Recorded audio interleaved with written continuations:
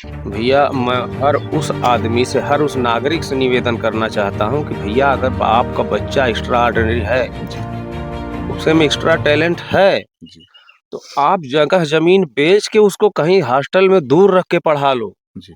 घर पे मत रखो, नहीं तो ऐसे कोई दरिंदा देख रहा होगा कि इसका बेटा आगे बढ़ने न पाए, मार देगा। आपको नहीं मिला, अगर वो लोग यहाँ रहना शुरू कर देंगे, तो फिर बड़ा समस्या आपके लिए जी, होगी। बिल्कुल बहुत समस्या हो जाएगी। मैं घर छोड़ दूँगा, मैं बच्चियों की जान दाँव पे थोड़ी लगाऊँगा। मैं घर छोड़ दूँगा, कहीं भी रह लूँगा चलेगा। जी, जी, बच्चियों की जान दाँव पे नहीं लगा सकता, मेरा बेटा तो चला गया। जी, बेटियाँ मेरे किसी के बेटे से कम नहीं हैं, जी। मैं उनकी जान दाँव पे नहीं लगा सकता भैया, हकीकत है ये।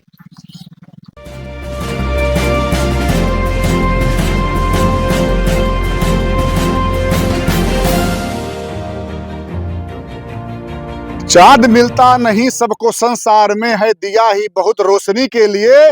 दोस्तों, जिस मतलब व्यक्ति की दिया ही बुझा दिया जाए, आखिर वो किस दिया के सहारे अपना जीवन व्यतीत करेगा। आप समझ रहे होंगे आज मैं गाना क्यों सुना रहा हूँ, क्योंकि गाना सुनाने का समय ही आ गया है। जब जब सुनवाई ना हो तो लोग कहे झुनझुना बजाओ, झुनझुना बजाएंगे हम लोग। अब कुछ नहीं करें, क्यों? क्योंकि 24 तारीख, अभी तो आज 19 तारीख था। बड़े तमन्ना के साथ रिपोर्टर भी घर से निकलते हैं और समझाते हैं पत्नी को। जा रहे हैं जौनपुर, जिला है जौनपुर, दबंगों का जिला है, गला यहाँ लोग काट देते हैं। दोस्तों नमस्कार, अभी मैं जौनपुर जिले में हूँ। आपने एक गाना सुना होगा, उस गाने गाने से पहले मैं बता दूं आपसे कि मैं क्या गाना गाऊं। वो दीपक, जिस मतलब दीपक के सहारे ये परिवार जीता रहा, और उस दीपक में एक उम्मीद किरणें देखता रहा कि कल मेरा बेटा जब उस लायक होगा तो अपने परिवार को आगे ले जाएगा। लेकिन मैं जिस गांव में हूँ, कबरुद्दीनपुर गांव है, जिला जौनपुर है, दबंगों का जिला कहा जाता भैया, और यहाँ गला काट दिया जाता है। अब आप समझ गए होंगे कि मैं किसकी बात कर रहा हूँ। ये बात मैं कर रहा हूँ अनुराग यादव जी का, जो इस दुनिया में नहीं है। तो हम लोग आपके घर पे आए थे, दिखाऊं आपसे, हम लोग ढूंढते हुए गए, लेकिन ना तो कहीं इधर उनके पिताजी मिले, ना घर पे मिले। ये बांस की कोठी को देखते हुए जब हम लोग सड़क पे आ गए, तो उनके पिताजी यहाँ जो है बेचारे गुमसुधी के रूप में बैठे हैं। इन्हें क्या मालूम था कि बेचारा सुबह ये उठे होंगे और नहाए, और 2 रोटी जब इनकी पत्नी दी होगी कि आप जाइए और देखिए आज डेट जो है वो कुछ न कुछ अच्छा होगा। लेकिन इनको नहीं मालूम था कि 14 वर्ष की उम्र से कोर्ट के तारीखों को देखने वाले अनुराग जी के पिताजी को नहीं मालूम था कि आज फिर तारीख मिल जाएगा। आखिर में कोर्ट की रवैयों से कब तक जनता के अंदर ये भावनाएं निराशा पूर्वक रहेंगी कि आखिर में हमें केवल तारीख मिलेगा। आइए हम उनके पिताजी हैं, क्योंकि कहा जाता है कि पुत्र का वियोग जो सहता है वही जानता है। हम लोग तो एक सामान्य मानव हैं, लेकिन अगर बात करें जो पौराणिक कथाएं हैं कि भगवान श्री राम प्रभु के पिताजी दशरथ जिनका नाम था, उन्होंने श्री राम प्रभु के वनगमन के जो है तुरंत बाद देखा जाए तो प्राण त्याग देते हैं। लेकिन ये कहाँ प्राण त्यागेंगे, इनको बताओ। आखिर में जो बेचारे यहाँ बैठे हुए व्यक्ति हैं, ये बेचारे आखिर में प्राण कहाँ त्यागेंगे, क्या चाह रहे हैं? बेचारे कूद जाए यहाँ से। ये जो पहले तो वो मेरा बेटा और वकील साहब, ये दोनों लोग साथ में जा रहे थे कि आलू की भराई करने के लिए, चलो देख लेते हैं यार, तो मेडी चढ़वा के फिर उसकी भराई करवा देते हैं। जी, जी। तो वहीं से वो लोग निकले, तब तक वो तलवार लेके रमेश दौड़ा। तो वकील साहब ने देखा, बोला छोटू भाग जाओ घर। अच्छा। छोटू भाग के इधर आ गया, वकील साहब भाग के इधर आ गए यहाँ तक, जी, और स्कूल के पास तक। तो वो वहीं से लौट गया, वहीं जाके छुप गया। तो छोटू दौड़ के देखने आया, उधर से दिख नहीं रहा था उस समय, जी। जिस समय आप लोग आए होंगे। आप इसको कर दो। और उस समय ना यहाँ इतनी झाड़ थी, सब पेड़ काटने ही नहीं देता था, जी, जबकि हमारी जमीन है, पट्टे की जमीन है। बोलता था सब मेरा है, इतनी झाड़ थी, उसी में जाके वो छुप गया था। जी, और जैसे छोटू देखने आया, अनुराग देखने आया कि भैया को मार तो नहीं दिए, तब तक वो चारों उधर से आके उसको घेर लिए। उसका ध्यान गया सीधा इधर, और ये पीछे से निकला दौड़ते, और एक ही बार में अलग कर दी। हाँ, समझिए कहा जाता है ना कि इन सब बातों को सुनने के बाद तो समझिए कि शरीर के जो ब्लड है दौड़ने शुरू हो जाते हैं कि हाय रे निकम्मे व्यक्ति, तुम्हें अगर मारना था तो इनको मार दिए होते। ये आज नहीं अगर होते तो कम से कम वो बच्चा इनका मतलब इनका कंधा दे देता। लेकिन आज एक पिता एक पुत्र के लिए तड़फ रहा है। ये कहीं न कहीं ऐसा होता कि अगर आज व्यक्ति यही सोचता है कि हम बच्चे को पाल पोस के बड़ा कर रहे हैं, उनसे हमारे उस मतलब बुढ़ापे का सहारा होगा। भैया मैं हर उस आदमी से, हर उस नागरिक से निवेदन करना चाहता हूँ कि भैया अगर आपका बच्चा एक्स्ट्रा ऑर्डिनरी है, उसे में एक्स्ट्रा टैलेंट है, तो आप जगह जमीन बेच के उसको कहीं हॉस्टल में दूर रख के पढ़ा लो, घर पे मत रखो। नहीं तो ऐसे कोई दरिंदा देख रहा होगा कि इसका बेटा आगे बढ़ने न पाए, मार देगा। जो चीज मैंने भुगती है, निवेदन करता हूँ सबसे कि जिसका भी बेटा एक्स्ट्रा है, टैलेंट वाला है, जगह जमीन बेच के कहीं दूर चले जाओ, मकान घर छोड़ दो, बेच दो, दूर चले जाओ, या तो बच्चे को ही हटा दो, कहीं हॉस्टल में पढ़े लिखे वो वहीं से आगे बढ़े, घर पे मत रखो। आप भी अपने पिता के अकेले ही थे? जी, हमारे पिताजी जो है इतना डरते थे ना कि 16-17 साल तक का जब तक मैं हो नहीं गया ना, तब तक मेरा साथ नहीं छोड़ते थे। और स्कूल में सब लोग जौनपुर पढ़ने जा रहे थे ना, तो मेरा नाम पतहना लिखवाया गया, जहाँ मेरी दीदी का घर, मैं वहां से रह के पढ़ लेता था। कब मैं घर आता था कब नहीं, बोलते थे कि डेली घर आना जाना नहीं,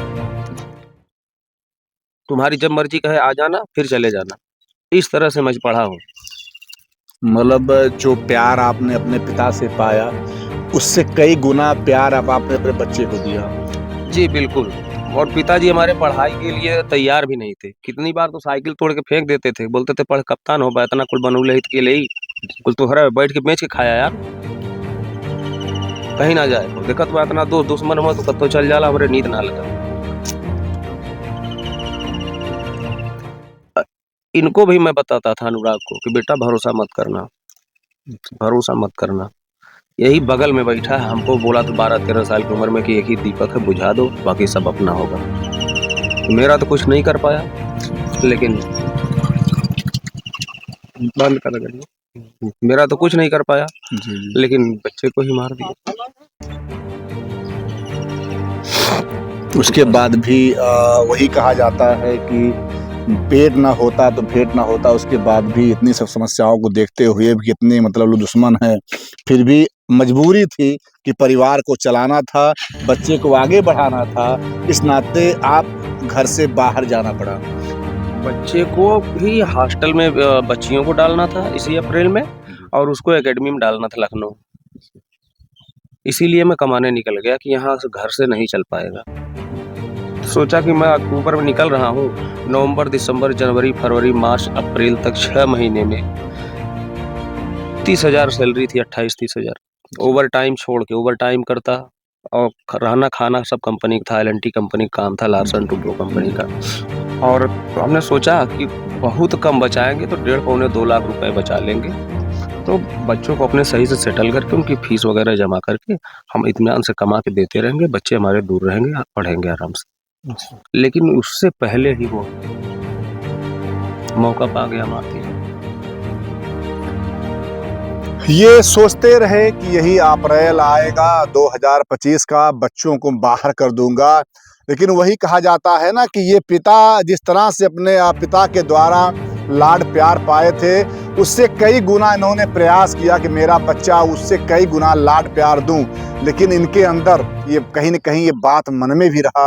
अपने पत्नी से बताते रहे कि मुझे ऐसा कुछ डर लगा रहता है कि मेरा एक अनोखा लाल है।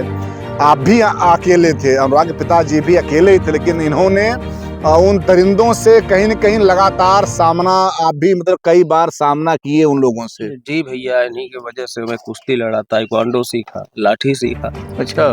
और अनुराग को भी कुश्ती लड़ाया, 3 साल तक कुश्ती लड़ाने के बाद ताइक्वांडो में भेजा मैं। मेरा बच्चा जहाँ खड़ा होता था बगैर मेडल के वापस नहीं आता था। बस सोचा था एकेडमी में चला जाएगा, वहाँ से सर्टिफिकेट मिलेगा नेशनल खेलने के लिए, इंडिया के लिए जिस दिन खेल देगा उस दिन। मीडिया के लोग आते थे, बोलते थे चाचा कुछ बोल दो। मैं बोलता था भैया मैं क्या बोलूँगा, मैं क्या बोलूँगा। वो दिन आएगा आप लोग खुद ही बोलने लगोगे, मुझे बोलने की जरूरत नहीं है। मैं हमेशा दूरी बना के रखता था। जी। ये कहा भी जाता है कि व्यक्ति नहीं बोलता, व्यक्ति का काम बोलता है।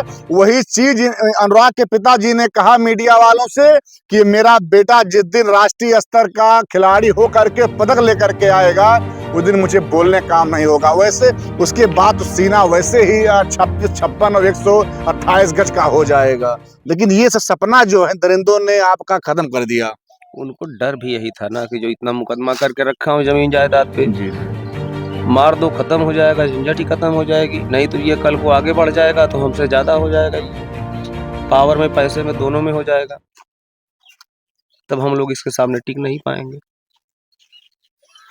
अब कहीं न कहीं आपके ऊपर बहुत बड़ी जिम्मेदारियां भी है, पत्नी भी है, 3 बेटियां भी हैं। आपको मैं देखता हूँ आप हरदम रोते रहते हैं। तो अगर आप ही नहीं स्वस्थ रहेंगे तो कैसे आखिर में समझाएंगे अपने परिवार के? नहीं भैया, परिवार को तो समझाते हैं, मुझे रोना होता है ना तो यहीं आके बैठ के रो लेता हूँ। यहीं अकेले में आके बैठ के रो लेता हूँ, बच्चों के सामने नहीं रोता। बस सब कुछ मत पूछिए प्लीज। हाँ दोस्तों, समझिए कि इस दुख भरी कहानी और ऐसे रिपोर्टिंग, क्योंकि पिता भी आज 5 महीना पूरा हो गया और 5 महीने से केवल एक ही आशा रहा, वो रहा कोर्ट की तरफ। जैसे जब चैत्र का महीना होता है तो वो भी जो मतलब सीप होता है वो देता था कि आखिर में कब वर्षा की बूंद आएगी और वो मोती बन जाएगा। लेकिन वही हाल रहा कि इनके पिताजी केवल तारीख पे तारीख मिल रहा है और उससे अनुभव भी इनका बोलता है। भैया हो कितने ऐसे केस आए जहाँ पे बेचारे जो लड़े बेचारे मर गए, न्याय कब आया? 40 साल, 100 साल, 150 साल। तो मैं ये भी कहूँगा कम से कम जो हमारे यहाँ सिस्टम है थोड़ा सा उसमें अगर प्रयास किया जाए कि थोड़ा परिवर्तन हो जाता, कम से कम व्यक्ति जिंदा रहते अगर न्याय मिल जाता। एक लास्ट में केवल आपसे क्वेश्चन करेंगे कि ये तमाम जैसे आप अनुभवशील हैं, केस देखते हैं, ये आखिर में कितना कष्ट होता होगा जब व्यक्ति ही नहीं रह गया और न्याय मिलता होगा उसको? अच्छा आप ये सोचिए, जैसे इस मामले को अगर लंबित कर दिया जाएगा, यही 20 साल बाद न्याय मिला और 20 साल में हम मर गए, तो न्याय का क्या मतलब? का बरखा जब किसी सुखाने, उस बरसात का मतलब क्या है जब खेती सूख गई? क्या मतलब निकलता है? ये भी डर है कि अगर वो लोग कल अगर न्याय आपको नहीं मिला, अगर वो लोग यहाँ रहना शुरू कर देंगे तो फिर बड़ा समस्या आपके लिए। जी बिल्कुल, बहुत समस्या हो जाएगी। मैं घर छोड़ दूंगा, मैं बच्चियों की जान दांव पे थोड़ी लगाऊंगा। मैं घर छोड़ दूंगा, कहीं भी रह लूंगा, चलेगा। बच्चियों की जान दांव पे नहीं लगा सकता। मेरा बेटा तो चला गया, बेटियां मेरे किसी के बेटे से कम नहीं है, मैं उनकी जान दांव पे नहीं लगा सकता भैया, हकीकत है ये।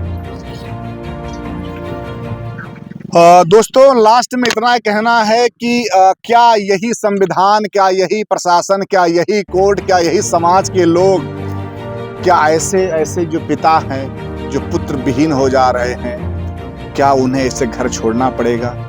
क्या आखिर में कौन जिम्मेदार है? कौन आखिर में इस चीज को नहीं समझ पा रहा है? इतने आखिर कम से कम 70-72 साल हो गए हमें स्वतंत्रता मिले, लेकिन वही रहा कि आज भी न्याय में इतना देरी हो जाता है। कब समाज ऐसे पिता को पुत्र विहीन करता रहेगा और जमीन जो है, जमीन कब तक जान लेती रहेगी? जमीन आखिर में यहीं रह जाती है लेकिन जनाजे उसके चले जाते हैं। तो अपना कमेंट कीजिएगा और दोबारा बता दूं 24 मार्च को फिर डेट पड़ गया है। अब 24 मार्च जो क्या होता है वो मैं क्या बताऊं, मुझे भी कष्ट होता है कि आखिर में ऐसे कब तक जो है ये पिताजी इनके बेचारे